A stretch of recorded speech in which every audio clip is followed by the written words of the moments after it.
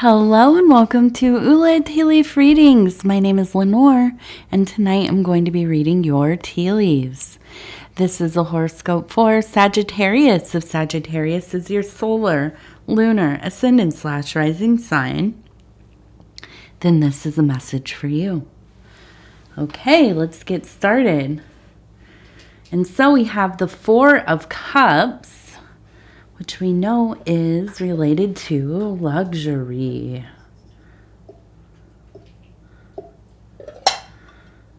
Okay, and let's see what these tea leaves have to say. All right. And so if you have not subscribed yet, please think about doing that. You can hit the little bell. It'll let you know when the next videos are coming out. And it is free to subscribe. Okay.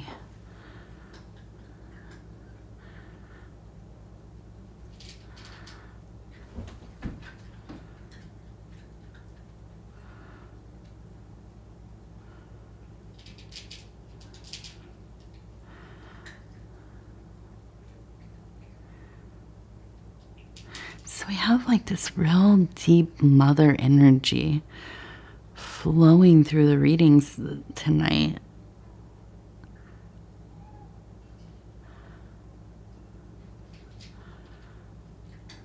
Okay. Oh, we have a cute little face. Look at that. Eyes, nose, a little smile. We also have a 2. Okay, so we have it looks like a person standing here, and they're standing at a window. Okay, it looks like they're looking out a window. And out here it looks like a shovel. So immediately in my mind, what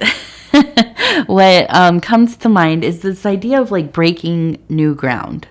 Okay, so I feel like you are in this time in your life where you are beginning some kind of big, maybe on-taking, okay? Maybe starting school, maybe a new job, a new relationship, a new home, something, okay? Something big. And I think that this is something that you have been thinking about for a long time. If you can imagine the motif of the kind of person sitting at the window or sitting at their table looking out the window, or sitting at the window looking out, kind of daydreaming or in this kind of wanting, hopeful or listless or forlorn or melancholy, or maybe it's just really waiting for somebody to show up, or something to show up, something to change. Okay, so the gazing, and I think that this is something that you have really, really wished for, something that you have worked for. You've set up all of the elements it was going to take for this to happen. And I feel like, yeah, the tools are there. It's really all coming together. And I do, with that 4 of Cups, I feel like there is this abundance of emotional wealth. Okay. And I feel like there is a sense of being careful with that in a lot of ways. I think that it's emotional wealth alongside of emotional maturity. Okay, this isn't just like, kind of swimming through this overfilled, pool or whatever, and it's just spilling over and living lavishly, although that sounds nice, but it's not sustainable. Right? It's so momentary. I think this is more along the lines of you really building something for yourself that is lasting, okay? Or at least having the intention to do so. And I think that you've gotten really good at tempering your reactions and your emotional ties to those reactions. And I think that that can be so important. I don't think, and this is not the same as like kind of repressing your feelings. But this is figuring out how to channel those energies, okay? Instead of really becoming attached to one fixed perception or reaction, or I absolutely hate this, I'll never change, or I love this and I'll never ever feel any differently. These are the extremes. But as we temper ourselves, we learn how to channel our energies and experience these transient emotions as they come and go. It gives us the opportunity to kind of taste a variety of life, to experience things more widely, okay? Because we're not stuck in one position, right? So, let's see. Well, here we go. And this is, it might be a little difficult to see. Let's see if we can get this light in here a little more. But if you look, we have J-O-Y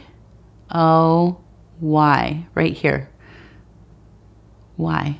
And then a heart. Okay?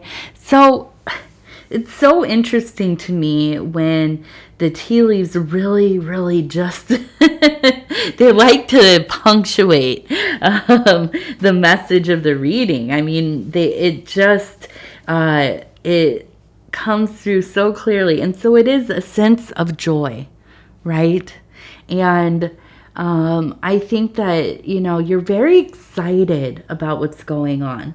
I feel like it's kind of like you've woken up from this slumber, and you just are ready to go. You're fully rested. You're rejuvenated. You are extra excited about this new chapter in your life. And I see we have, and this is mother energy here. We have a person sitting enthroned, so maybe the Empress, and then we have a child in their hand with their arms reaching out. Now we also have a vulture, okay, and we have another person who is kind of standing this way with their arm out. So I feel like, what is this feeling? I feel like with the vulture is an interesting one for me. I love the kind of scavenger birds because they make use of the things that we don't think about, right? Symbolically, this is a being who is, does not waste. This is a being who flies high and has this precise perception of things, very in tune with all that is going on, okay? But also can be, with the birds that fly above head, that is linked in my mind to the airiness and intelligence. So when we see a scavenger bird, we know that something is maybe past or it is about to. They're following it. So this can be kind of ominous, right? And so I feel like there's even a sense of like people in your life, and I'm not saying that they think you're a vulture, but I think that you are somebody that is so intelligent and so perceptive. You see all of the happenings. You pay attention to the details.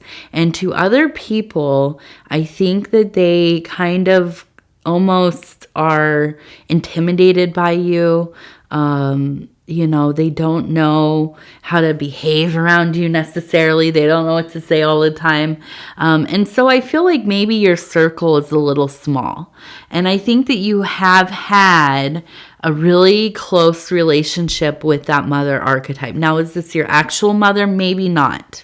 This could be a caretaker, a mentor, an older sister, an older friend. I personally, I lost my mother when I was 11. So I have been lucky enough to have many mothers.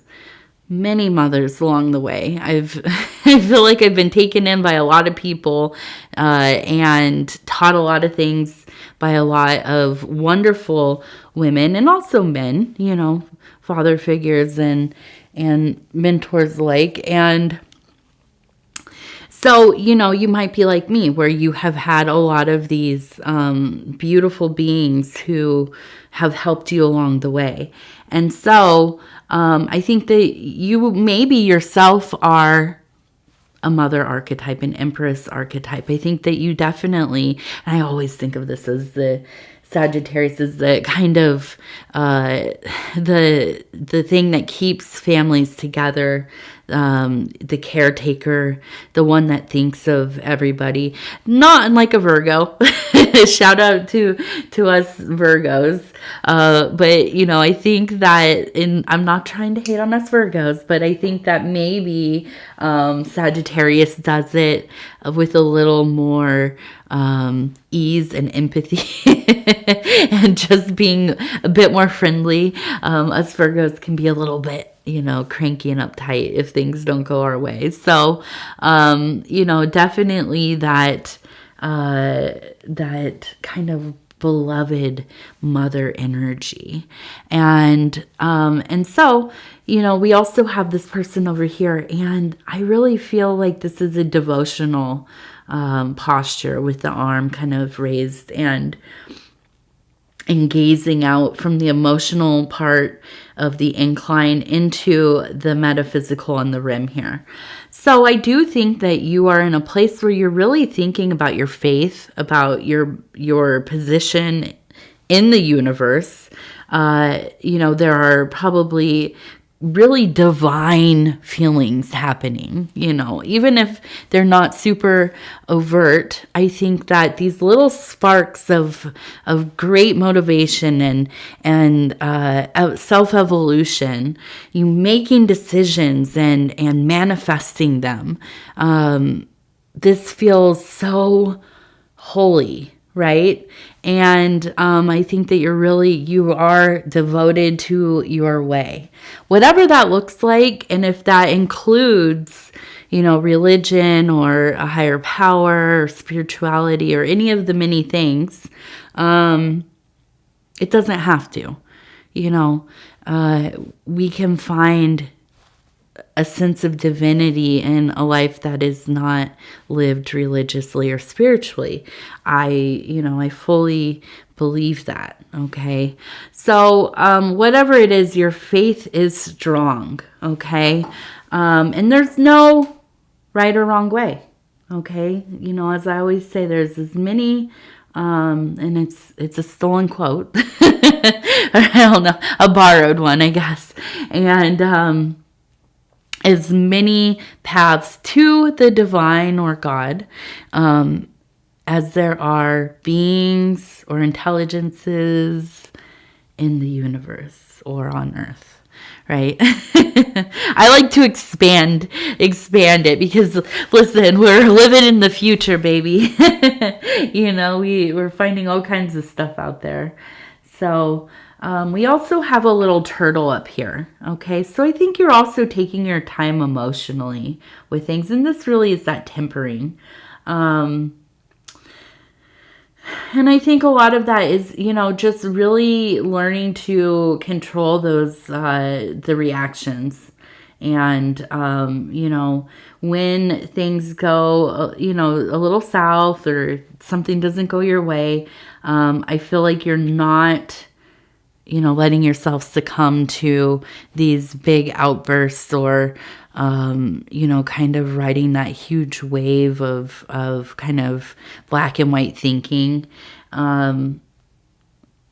You know, and I think that that's a huge step. You know, that can be hard to do. We live in a world where more often than not, we're all kind of, I don't know what it is exactly. Technology probably are like instant gratification we get from, you know, our devices and things like this. Everything is going so fast. So, you know, our brain is constantly parsing out, is this good, bad, good, bad, good, bad, and I think that, yeah, we live in a world where, it's just so many things, so much information all the time. So it makes sense that we would think of things, in the simplest form to kind of plow through, what is important to us, what is relevant, and what's not. Okay.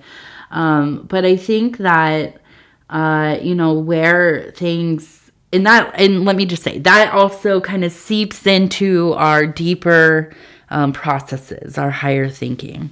So we have to actively try to temper that, okay? Because I'm the same way.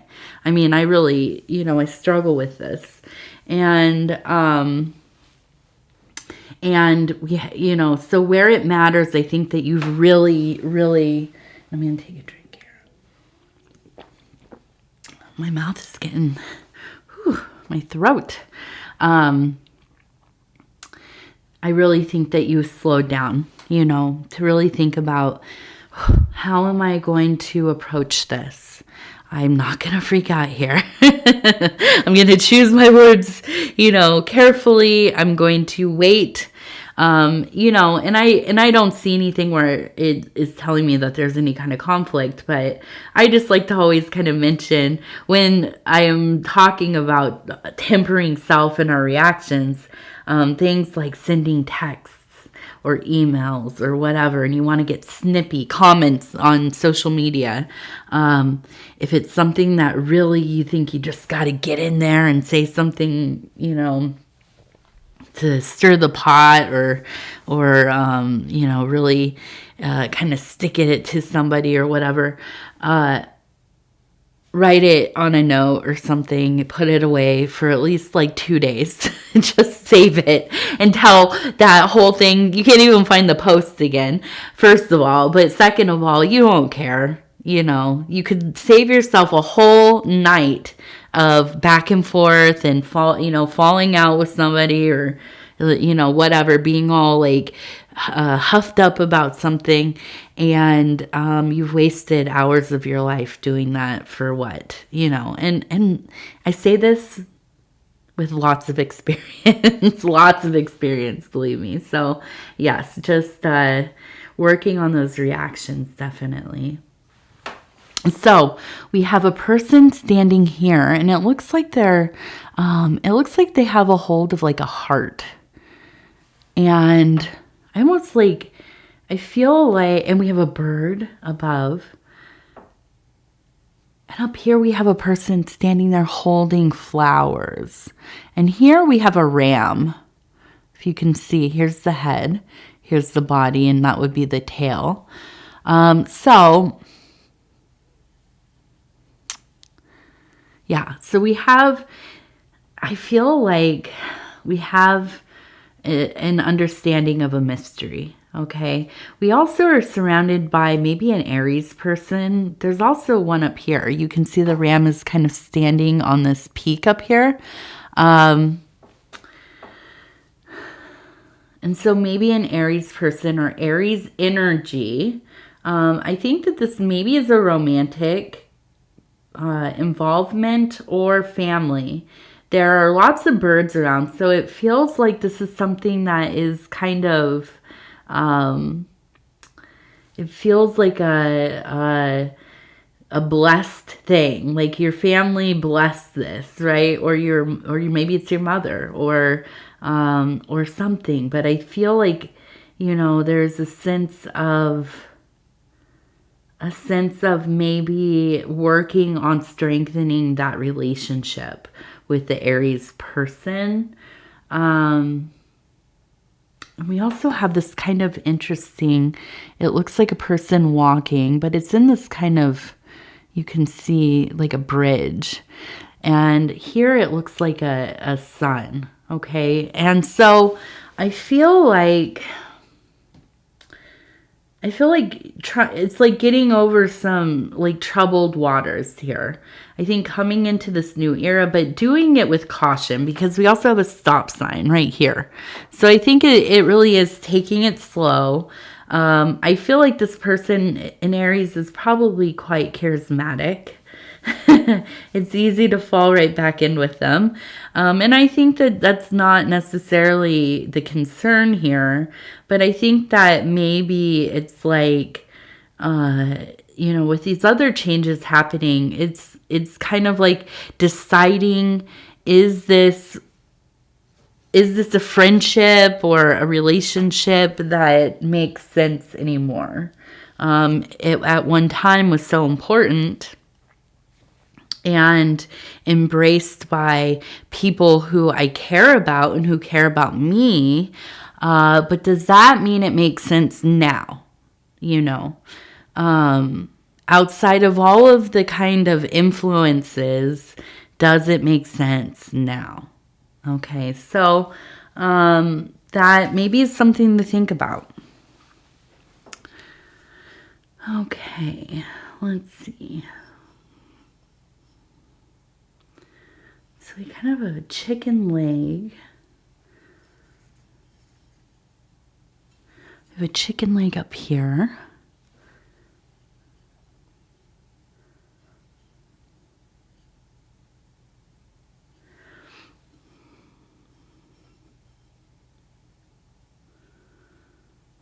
Yeah, here's more of it. We have a person here and a person here. Okay, kind of reaching out to one another. And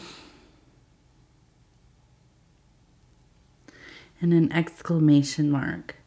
So I feel like this is, it's almost kind of distractive.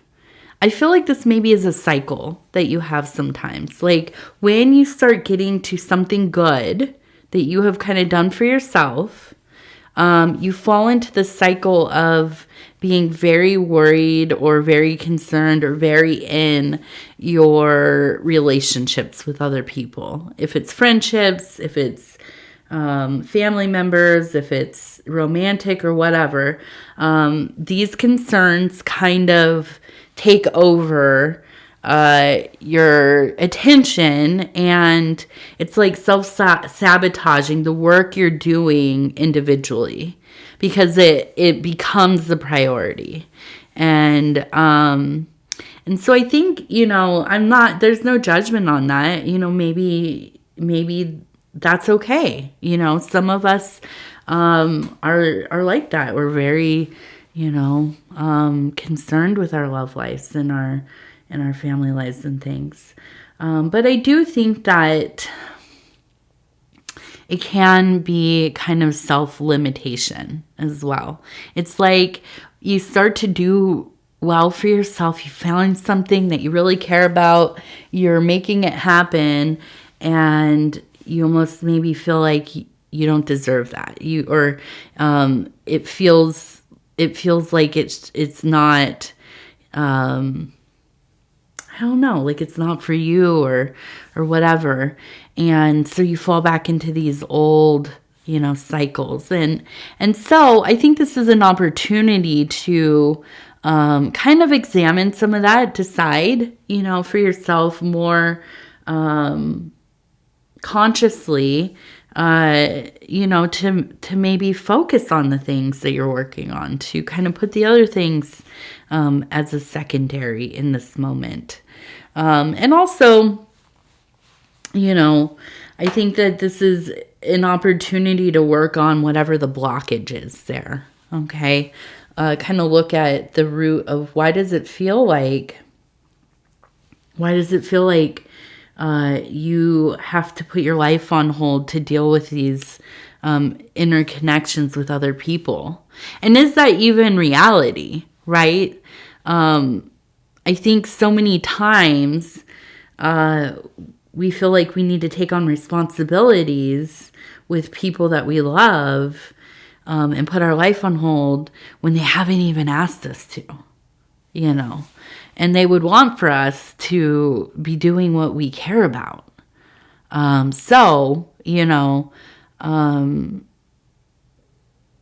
Something to consider, right? And don't be hard on yourself.